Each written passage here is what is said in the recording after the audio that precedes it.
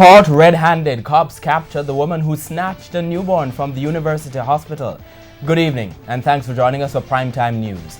A special welcome to viewers on onespotmedia.com. I'm Archibald Gordon. And I'm Doreen Samuels. Also this evening, much ado about nothing. The cabinet minister who says people are unduly alarmed about plans to build on a former cholera cemetery. Liar, liar. A former senator, says new MPs and senators should be given lie detector tests. Back on track. New plans to rescue the passenger rail service, but will taxpayers be left with huge losses again? Rate increase. NWC customers to pay more for water. And in a financial week, revise it. Why people are calling for new agency banking law to be revised soon. There's also international stories, the bite of the week, sports commentary and weather in the Primetime Newscast. But before the break, the feedback question. A former government senator says all prospective MPs and senators should have to take lie detector tests before they're admitted to Gordon House. We have some interesting responses, and you can still share your comments online, facebook.com/television Jamaica and tweet at television jam.